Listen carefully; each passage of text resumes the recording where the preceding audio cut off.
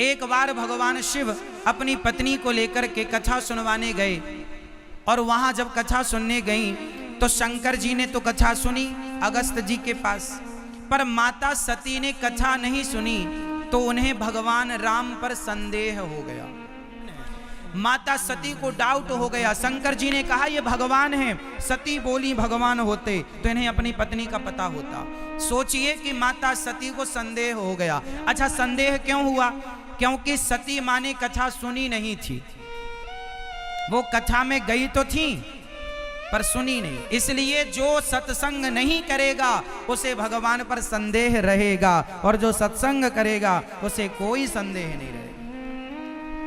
संशयात्मा विनश्यति, और संशय रहा भगवान पर तो विनाश होगा। इसलिए माता सती को संदेह हो गया। शंकर जी ने बहुत समझाया, मैया बहुत समझाया, अरे मान जाओ देवी, ये भगवान लीला कर रहे हैं। सती नहीं मानी। सती बोली अच्छा मैं परीक्षा लूंगी।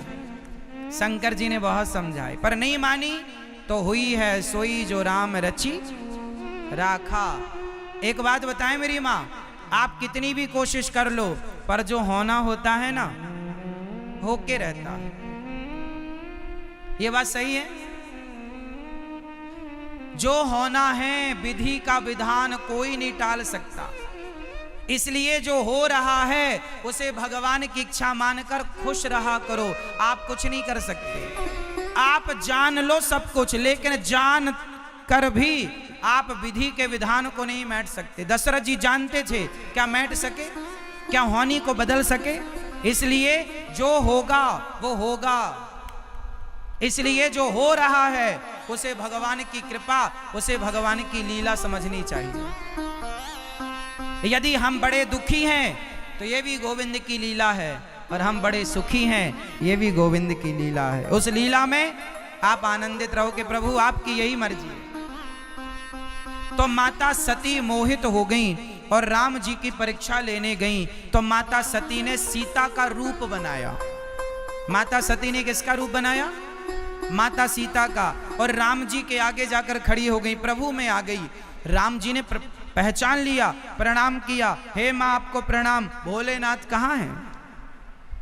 अब तो माता जी के पसीने छूट गए। इन्होंने तो पहचान लिया। प्रभु आपने पहचाना कैसे? मैं तो सीता बनकर खड़ी थी।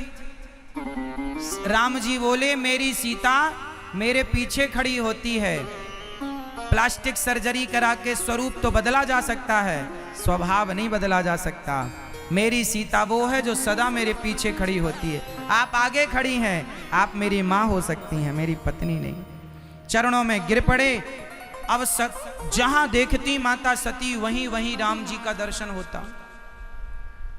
अच्छा, माता सती ने जिद कर ली कि ये भगवान नहीं। फिर राम जी ने अपना भगवान का भगवत स्वरूप दिखाया, जहां देखें वहां भगवान। तो माता सती ने आंखें बंद कर ली। कई बार ना कुछ लोग सच से आंखें फेर लेते हैं, कुछ लोग सच को स्वीकार नहीं करते। माता सती ने सच को स्वीकार नहीं किया, और माता सती से शंकर जी ने पूछा हो गई परीक्षा? तो मना कर दिया, कछु ना परीक्षा लीन गोसाई, आपकी तरफ प्रणाम करके आ गई। शंकर जी ने ध्यान लगाकर देखा और माता सती का परित्याग कर दिया। अब इस शरीर से कभी भेंट नहीं हो सकती, क्योंकि आपने मेरी आराध्या माँ का स्वरूप बनाया। भगवान शिव सती को त्याग दिए, और संयोगवश उसी समय कुछ दिनों के बाद दक्ष प्रजापति का स्वागत सम्मान समारोह था। उस स्वागत समारोह में दक्ष ने सबको बुलाया, भगवान शंकर भी गए। जब दक्ष जी सभा में आए तो सबने खड़े होकर दक्ष का स्वागत किया, पर 3 लोग खड़े नहीं भये। ब्रह्मा जी इसलिए खड़े नहीं भये कि दक्ष मेरा बेटा है, विष्णु जी इसलिए खड़े नहीं भये कि मेरा पोता है, और भगवान शिव इसलिए खड़ी नहीं भये कि दक्ष जी ससुर हैं। प्रणाम कर लिया दूर से, जय हो ससुर बाबा की। पर दक्ष को बड़ा बुरा लगा कि मेरे सम्मान में यह शिव खड़ा नहीं हुआ। भरी सभा में दक्ष प्रजापति ने भगवान शंकर को गालियों पर गाली बरसाई। अरे इसे क्यों बुलाया यहाँ? इसे उठने का बैठने का कोई ज्ञान नहीं है, भस्मी भभूति रमाए घूमता रहता है। मैंने अपनी बेटी का ब्रह्मा जी के कहने से विवाह कर दिया, वरना मेरी बेटी के योग्य ये शिव नहीं था। अब बताओ, भरी सभा में लाखों लोग बैठे हैं और शिव जी का अपमान हो रहा है और शंकर जी कोई उत्तर नहीं। अच्छा ये बताओ, जब कभी आपका अपमान हो, कोई अपना ही आपका अपमान करे, कोई आपको गाली दे, तो आपको क्या करना चाहिए उस स्थिति पर? मैया, आपको कोई गाली दे, आपको कोई अपमानित करे, तो आपको क्या करना चाहिए? उत्तर दो मेरी मां, आपको क्या करना चाहिए? क्या रहना चाहिए? पीछे वाले भैया बताएंगे, आप लोग बताइए, जब कोई आपका अपमान करे, गाली दे, तो आपको क्या करना चाहिए? उसे भी अपमानित कर देना चाहिए? फिर क्या करना चाहिए? आज मैं आप लोगों को एक उपाय बताऊंगा जिससे आपके घर में कभी झगड़ा नहीं होगा। मैं एक मंत्र दूंगा आपको, उससे कभी आपके घर में झगड़ा नहीं होगा। कितने लोग लेना चाहेंगे? तो फिर अपना एक हाथ उठाओ और एक उंगली, हाथ मुट्ठी बांध लो, एक उंगली उठाओ, सिर्फ एक उंगली उठाओ उसको, और इसे उठाकर यहां रखो।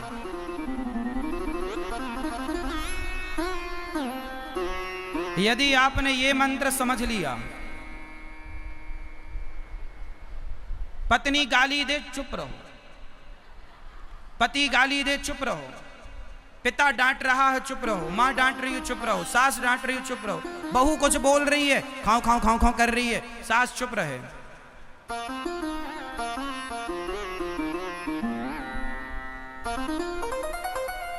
मौन बहुत बड़ी शक्ति है मौन में।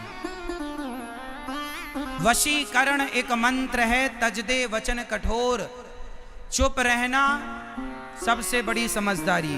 भगवान शंकर दक्ष गालियां देता गया और भगवान शंकर चुप रहे, इसलिए देवताओं ने पिया है अमृत और शंकर जी ने पिया है जहर, विष। इसलिए देवता कहलाए देव और जहर पिया शंकर जी ने तो कहलाए देवाधिदेव महादेव। अच्छा बताओ, देवता बड़े हैं कि शंकर जी बड़े हैं? जोर से। हाँ, भगवान शंकर देवों के देव हैं, वो महादेव हैं वो, इसलिए देवताओं से बड़े हैं शिव जी। अब बताओ, अमृत पिया देवताओं ने और जहर पिया, इसलिए जहर पीने वाला अमृत पीने वाले से बड़ा होता है। सम्मान आपको बड़ा नहीं करता, सम्मान तो होता ही है, लेकिन अपमान प्राप्त करके भी आप चुप रह जाएं, ये आपका बड़प्पन है। सम्मान तो सबको, सम्मान सब पचा लेते हैं, साहब अपमान पचा कर दिखाओ तो जाने कि तुम्हारी पाचन क्षमता ठीक है। भगवान शिव ने सम्मान नहीं पचाया, भगवान शिव क्या पचा गए? जोर से, क्या पचा गए? अपमान। और हम सबको मैसेज दे गए कि जीवन में अपमान हो अपनों के द्वारा तो आप प्रत्युत्तर ना दीजिएगा, उस अपमान के कड़वे घूंट को पी लीजिएगा, क्योंकि वो अपमान एक बार सहोगे तो हमेशा हमेशा के लिए आपको ठंडक और शांति प्राप्त होती रहेगी। और देने वाला अपमान, अपमान करने वाला सदा जलता रहेगा। अपमान करने वालों को जलाना हो तो अपमान का कड़वा घूंट पीना सीखो। सास गाली दे, देती रहे, देने दो उसे। सास तुम्हारी गाली दे, तुम्हें दो चार थप्पड़ मारे, मारने दो, गाली देने दो, फिर भी तुम सास की सेवा करना।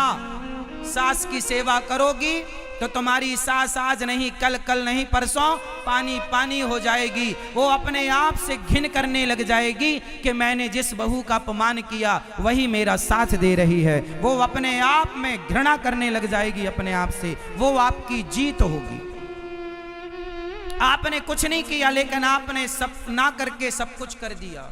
समाज आपकी दुहाई देगा कि बहू हो तो ऐसी हो कि सास गालियां अपमान कर रही फिर भी उसकी सेवा कर रही। ऐसी बहू मिलना कठिन है साहब। यही है शिव जी का चरित्र। शंकर जी को जल तो सब चढ़ाते हैं, सीखते क्या हो? सीख क्या है? शिक्षा क्या है? मैसेज क्या है? कुछ नहीं, 0 बटा सन्नाटा, जल चढ़ाएंगे बस, सीखेंगे कुछ नहीं। आपका पति आपको गाली देता है, आपका अपमान करता है, फिर भी आप चुप रहिए और उस अपमान, उस गाली को सहिए। क्या होगा? आज नहीं कल, कल नहीं परसों, आपके पति को ये जरूर रियलाइज होगा, महसूस होगा कि मैं गलत था और मेरी पत्नी सही है। और जब उसे पता चल जाएगा तो अपने आप आपके जीवन में आनंद की बौछार हो जाएगी। थोड़ा टाइम लगता है पर सब्र रखिए, सब्र का फल, सब्र का फल मीठा। उत्तर ना दीजिए, अपनों से कोई लड़ाई ना कीजिए। आतंकवादी हो तो लड़ो, तुम्हारा पड़ोसी कुछ कहे तो लड़ो, कोई दिक्कत नहीं है, पर अपनों से क्या लड़ाई करना? तुम्हारा पड़ोसी 3-5 करे तो 4 जूता जमा, कोई दिक्कत नहीं, पर अपने भाई से झगड़ा नहीं, अपनों से झगड़ा नहीं। बोलो हाँ। अच्छा ये बताओ, कोई आपको गाली दे तो आप भी उसको गाली देंगे क्या? यदि देंगे तो उसमें और आप में अंतर क्या रहा? इसलिए ये जो मैं बातें कर रहा हूं सिर्फ रिश्तों की कर रहा हूं। अपनों के बीच में कोई अपमान कर दे तुम्हारा तो उत्तर ना दो। और मैं तो ये भी कहूंगा कि उत्तर देने से लाभ क्या? कई बार आप लोग सड़क में चलते हैं, कोई गाड़ी से जरा सा धक्का लग गया तो सामने वाला लड़ने लग जाता है, तो कितनों से लड़ोगे? कितनों से मुंह जबान लड़ाओगे? फायदा क्या? इसलिए भैया ठीक है चलो, कोई उत्तर नहीं। क्या करें? जहां लड़ने का हो ना तो फिर तो महाराणा प्रताप पृथ्वीराज बन के लड़ना, जहां जरूरत पड़े, शिवाजी बन के लड़ना जहां जरूरत पड़े। और जहां जरूरत ही नहीं है तो वहां लड़े जा रहे हो, सास से लड़े जा रहे हो, मां से लड़े जा रहे हो, यहां का जरूरत है। एक बार क्या हुआ, एक हैदराबाद में एक सोसाइटी में कोई आदमी गांव का आया और एक बढ़िया सोसाइटी में रहने लग गया। बगल में बड़े अच्छे लोग रहते थे, वो था गांव का। अब वो शहर का आदमी था पड़ोसी और गांव का आदमी था पड़ोसी। तो शहर का जो आदमी था उसको लगा कि ये आया है नया नया, कुछ लोगों का स्वभाव होता है ना अपने पड़ोसियों को परेशान करना, तो वो ना परेशान करने लगा अपने पड़ोसी को। तो वो अपने घर में झाड़ू लगाए और सारा कचरा ले जाके पड़ोसी के घर में डाल दिया। अब वो गांव से आया बेचारा, भोला भाला, सबको ज्यादा जानता नहीं। उसने झाड़ू लगाई, कचरे को डस्टबिन में डाला और अपने घर से अनार, केला, सेब, आम, फल की टोकनी तैयार की और बगल वाले के घर में जाके बैल बजाई। उसने दरवाजा खोला, उसको लगा लड़ने आया क्योंकि मैंने कचरा डाला। इसने कहा भाई साहब ये फल आए हैं हमारे गांव से, ताजे हैं, खाओ, बच्चों को खिलाना, बड़े अच्छे आम हैं, गांव के हमारे बगीचे के आम हैं। वो आदमी पानी पानी हो गया। उसने कहा भाई एक बात बताओ, मैंने तेरे घर में कचरा फेंका और तू मुझे फल दे रहा है। तो उस गांव के भोले आदमी ने कहा भैया आपके पास कचरा था तो आपने हमें कचरा दिया, हमारे पास फल थे हमने आपको फल दिया। जिसके पास जो होता है, जिसके पास जो होता है वो वही देता। यदि आप मेरे पास कथा है, जो ज्ञान है मैं आपको दे रहा हूं। अब आप किसी शराबी के पास जाओ तो वो आपको गाली देगा, क्योंकि बेचारे के पास गालियां ही हैं, सारी जिंदगी उसने गालियां इकट्ठी की, तो वो आपको ठीक गाली दे रहा है। मैया आपको कोई गाली दे तो बुरा ना मानना, बेचारा कम से कम कुछ ले नहीं रहा है, तुम्हें दे ही रहा है। उसके पास जो है बेचारा वो दे रहा है। आप देखो ना, आप आलू वाले की दुकान में जाएंगे तो आलू वाला आपको आलू देगा, टमाटर वाला टमाटर देगा, सोनार की दुकान में जाएंगे तो सोना देगा। जिसके पास जो है वो आपको देगा, जौहरी के पास जाओगे हीरा दिखाएगा। बस यही है। बस आपके पास क्या है ये बताओ। क्या आपके पास गालियां हैं? इसलिए कोई आपको गाली दे तो बदले में गाली नहीं, जो तुमको कांटा बुवे ताही बोए तू फूल, तो को फूल को फूल है, वाक को है त्रिशूल। इसलिए जो आपके लिए बुरा सोचे उसके लिए आप बुरा ना सोचें, क्योंकि हिसाब करने वाले भगवान हैं। अंत में होगा, बचेगा कोई नहीं। शंकर जी ने अपमान सहा और चले गए। श्राप दिया दक्ष ने, तुम्हें यज्ञ में भाग नहीं मिलेगा। नंदी ने दक्ष को श्राप दिया, भृगु जी ने नंदी को श्राप दिया। शंकर जी चले गए। कुछ दिनों के बाद दक्ष ने यज्ञ किया। उस यज्ञ में सबको बुलाया, शिव जी को नहीं बुलाया। शिव का अपमान करना चाहा। उस यज्ञ में माता सती बिना बुलाए गईं और अपने पति का जब अपमान देखा कि मेरे भोलेनाथ का कहीं स्थान नहीं इस यज्ञ में, तो अपने पति का अपमान देखकर माता सती योग अग्नि में जलकर भस्म हो गईं। और माता सती के जाते ही वीरभद्र को भगवान ने भेजा और उन्होंने दक्ष के यज्ञ को विध्वंस किया। वही सती पार्वती बनकर प्रकट हुई। दक्ष ने बकरे का सिर शिव जी ने लगाया। इस धरती के सबसे पहले सर्जन हैं भगवान शंकर, जिन्होंने पहला ऑपरेशन अपने ससुर जी का किया। सिर काट दिया तो बकरे का सिर जोड़ दिया, और देखो बकरे के सिर से आदमी जिंदा है। धड़ इंसान का, सिर बकरे का। आज तक किसी डॉक्टर ने किया यह चमत्कार, इसलिए सबसे बड़े सर्जन। और अपने बेटे का भी ऑपरेशन किया, आदमी के धड़ में हाथी का सिर जोड़ा। अब कुछ लोग कहते हैं कि शंकर जी ने हाथी का, अरे भैया बताना था दुनिया को कि देखो डॉक्टरी ये होती है। इसलिए भगवान ने ये लीला रची।